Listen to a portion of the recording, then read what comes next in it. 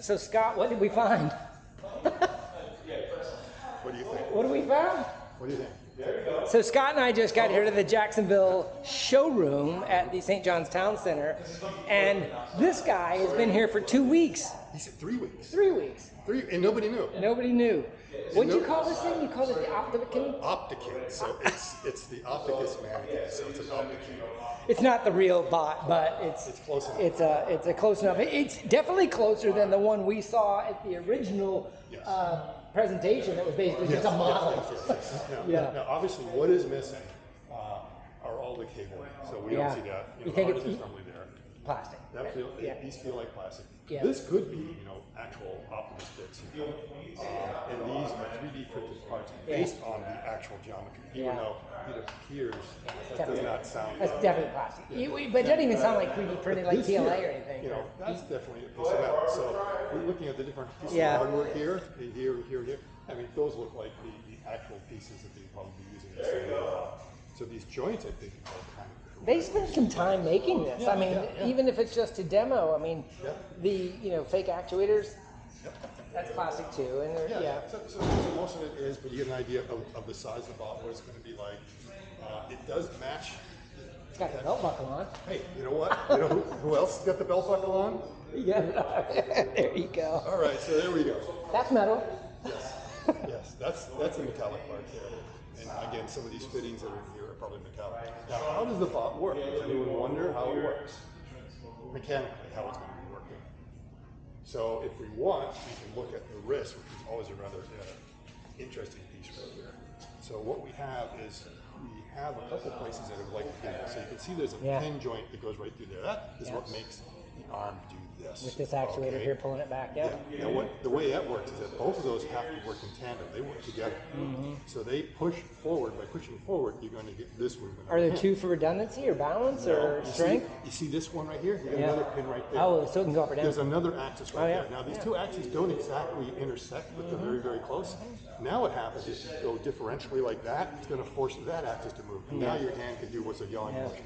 So you get this degree of freedom, and you get that degree of freedom with these actuators being able to either go together or going apart, or some combination thereof to give you a combination. So we can't see anything in this model that shows how the fingers would move. It looks like that's all. It would be in the hand, but there would be wires or something here probably. Well, most of the actuators are actually in there. But how would they be actuated? If the wire bundle or something? There is going to be a wire. So there's going to be a wire bundle, but it would be maybe about like that, which would be a lot easier than trying to run the actual tendons or anything else through here.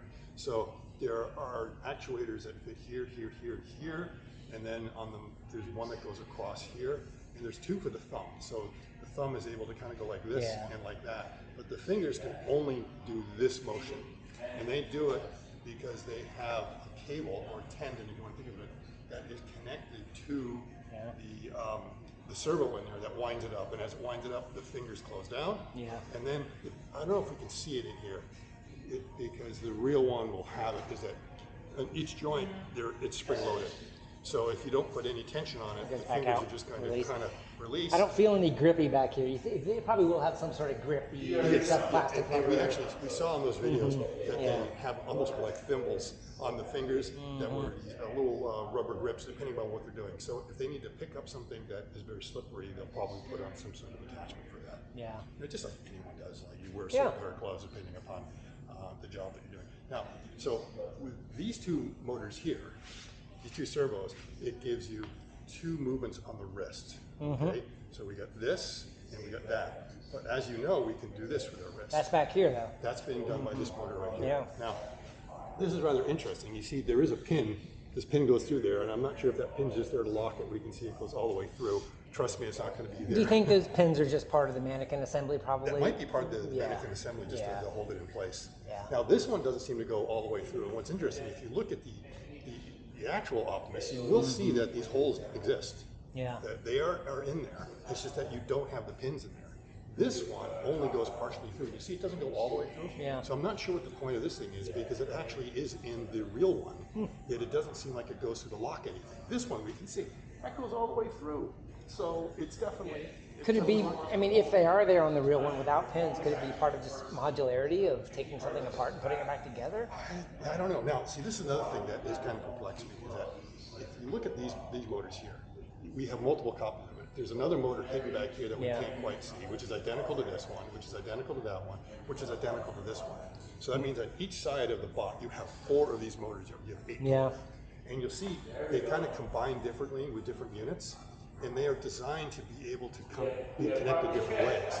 And then as a result, you see that the holes that are here are being unused because in that configuration you don't need it. Right. But you see over here, it's kind of used to be able to connect this plate back here. So everything is designed to be multi-purpose, to be able to fit in different ways depending upon the requirements you have. So I can understand that you're going to have something sitting out here which is functionally not necessary for this motor. Right. But because it's needed for this motor down here, it's there, and we only want to have one SKU. Yeah. This motor here, that you see here on the wrist, that's doing that, only shows up in one place, and it's right there. It's the only one that's used once. All the others are used at least twice. Interesting. But what's more interesting about this silly thing is it's designed with these little joints back here, you see? Yeah. They do not line up with anything. And then look over here, you see all these things here? Yeah. So this plate here has a bunch of points for fastening. This one does as well, and none of them line up. And to me, it's like, well, these 2 things should line up with those 2 holes up there, but they don't. They're not in there. And then when you look at the actual ones that are in the videos, they're like that as well. So it's not like they got the model wrong. It's like, that's actually how it is. So I'm scratching my head. What is the point of all of those things? And it's not to route cables through there. You don't want to route cables through there. You're going to get wear and tear. Now, you could use it for a tie-off or something like that to help you manage your cables. Maybe that's what it is, cable management, but not the cables themselves. Seems like you can make it smaller. That's got a lot of structure to it for a cable. Now, these things here are to help you run the cabling through it and protect it. So I think eventually the cables are going to run through here, and then they have to make it down through here, as we know, and then they have to come over here to provide the, pretty much the power that's going to go to 6 servos in here for the hands, for sure. And then, of course, you're going to need it also for these 2 motors. So we can see that rotates right about there, and that motor is there, and then it's pinned off here. Now, if we look at this motor, back here, this servo, you'll see the elbow has a joint, and the servo is not directly in the joint. What we see in other mannequins that are out there, or I shouldn't say mannequins, other humanoid bots, in which they have actually chosen to build the motor right in on the joint, which you could do, but now that makes the elbow a little bit more bulky. In this case, they decided because of the amount of torque that you need in the elbow to be able to lift something up, this is able to deliver that force, the torque at that joint much better than. And that gives the elbow down and up, and then left and right is in here. Yes. And the combination. Exactly. So you have 3 motors up here for. Now, your shoulder is actually a ball and socket joint. Yeah. And this is replicating the same kind of motion that way, but in a very different way. It's You're adding up 3 different planes at the same time. Yeah, so in many ways, mathematically, it's a lot easier to understand. It might be mechanically easier to build something like this than a ball and socket, believe it or not. It's easy to build a ball and socket. What's hard to do is to actuate a ball and socket. And so it's like, oh, we're not going to make it a ball and socket, we're going to make it this way. Now, this is basically a parallelogram. So you've got a pin joint here, a pin joint here. You can't see it up there, but this motor here is also kind of thin. So actually, I should say, it might go, it goes back somewhere in the center line there. So, it's not so much a parallelogram, it's a triangle, okay? So you've got a fixed length between here and there, a fixed length between here and here, and you have a servo here, which changes the length between this point and that point. Is that rod's intentionally curved too, isn't it? Yeah, and but the other thing I want you to see about it, and I'm looking at that, you see that's a little bit off center, so it looks like. Do you think that's just? I think that's just because this is a model. Okay, you think that should be straight? This isn't the real, that should be straight to the center. Okay. Now you'll see that is. I guess I meant the curve of the rod. You're talking the center of the actuator. The rod of the curve, No. Oh wait, this guy moves. Yeah, it does move a little bit. Now, we can't break it. Okay, what's interesting is see, this servo axis here and this servo axis, they are identical. Yeah. And what I want you to notice, because this one here I think has been broken, because this here you can see these rods are square in shape. Yeah. And the reason why they're square in shape is that as they're being actuated, there's a possibility that the rod can turn this way or that way. Yeah. And what that does is it makes sure it doesn't rotate, because this joint you see here is a spherical joint. Yeah. So that is spherical there, because you're moving out of two planes. Yeah. When you're moving in a single plane, You don't want it to bind up. You don't need that. You Yeah. can actually have one which is linear. Now, if you look at this one here, it also has like the same issue, because the ankle has that kind of ball and socket joint right here. Okay, so it moves in two different planes, and you're able to get the ankle to move the same way as the wrist, because just think about it, our limbs basically are the same thing, or they just evolved a little bit differently. So it's the same trick that's being done up here, it's being done down there. You move the two together, your feet flap like this, and then if you do them differently, then you're able to roll your foot backwards, this way or that way. Yeah. So it's the same thing, it's just a much stronger motor to be able to do it. And again, we can see the need for a pin joint up here in order for the motor also to be able to move a little bit. Yeah. But in this case, we need 2 degrees of freedom, because depending upon if you don't move them together, that servo is going to point this way and that way, and so you don't want it to bind up. So that's to take the mechanical stress out there. You need the same thing there. So you need 2 degrees here, 2 degrees of freedom there, and you're changing that length. And then both of them, as a parallel kinematic mechanism, accomplish that. Now here, you don't have to make this thing a rectangular kind of joint here, as you see, or let's see the linkage mechanism. See if the other side's But probably because you're using this. Well, this one's actually retracted because the arm's down.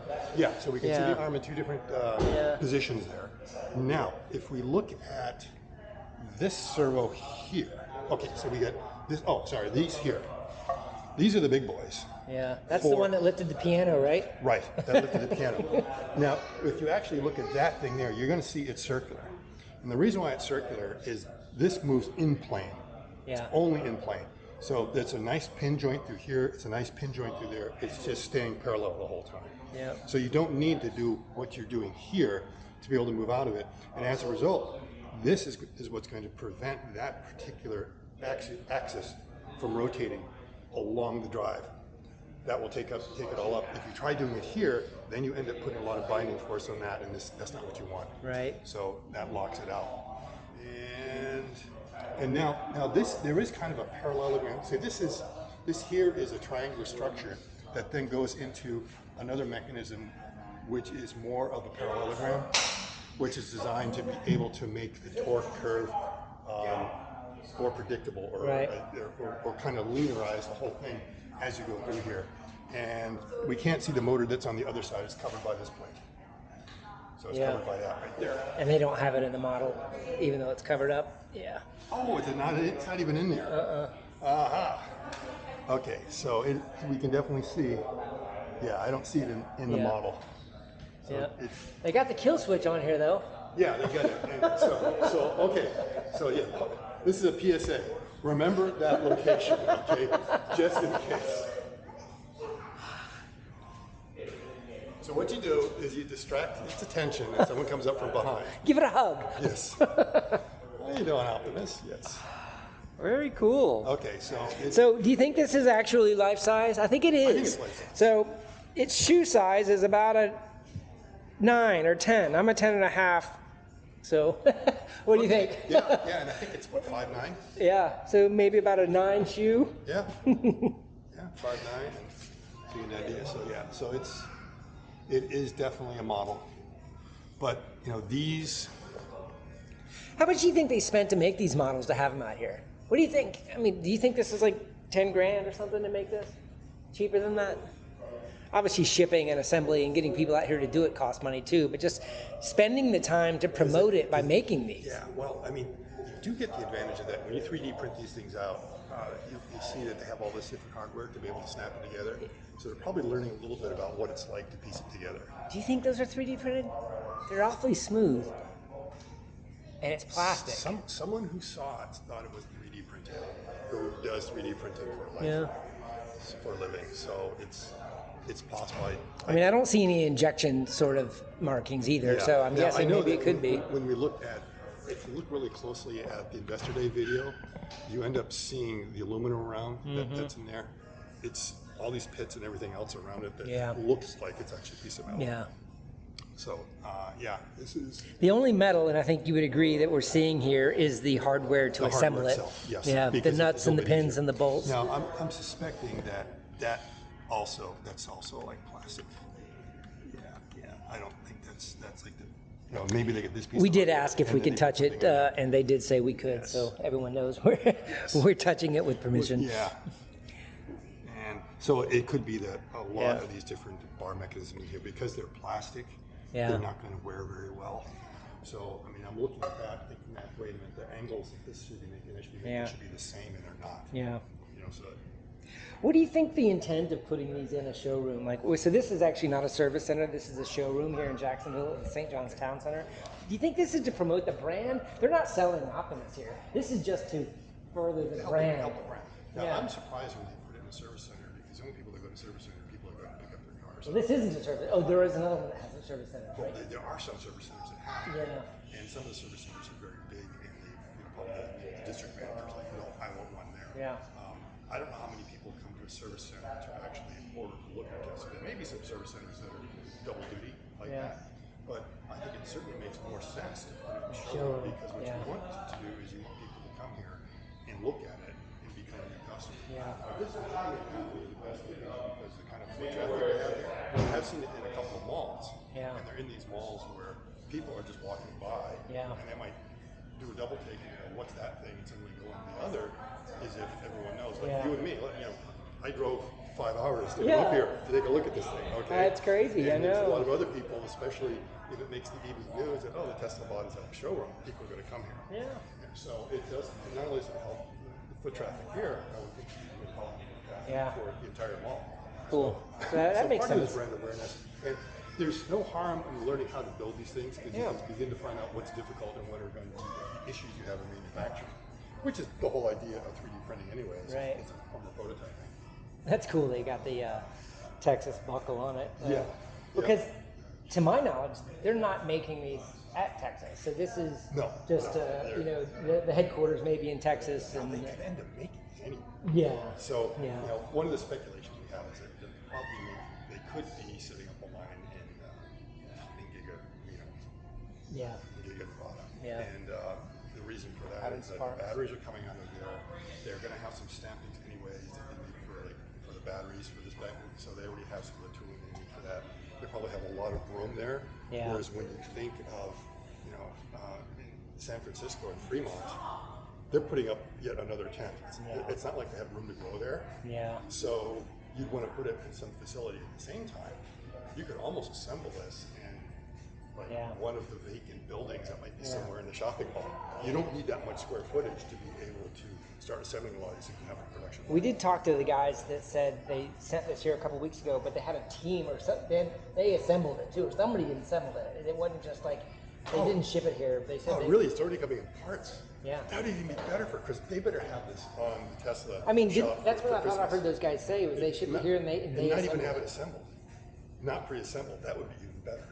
So you want one for Christmas? Oh yeah. I mean, we'll sit there and we'll try to put it together, and I'll do what we always do. My dad always said, the directions are only to make sure you put it together right. That's right. So you can figure it out without the look directions. at it, we're going to try to figure it out, and if there's a head scratcher, maybe go look at it. You might not be far off. I mean, Tesla's pretty good at finding novel things to put on their swag site. Even if this was $500 or $600 worth of parts, I bet they'd sell some of them. Maybe more than that. I don't know. I mean, would you buy one? Yeah. They sold a lot of those small Cybertrucks, remember? When they came out, and they were also pretty expensive. They sell burnt hair. It's amazing. That was a boring company. I know. So what do you think that is? I'm just sitting here looking at this. This is one of the controller units.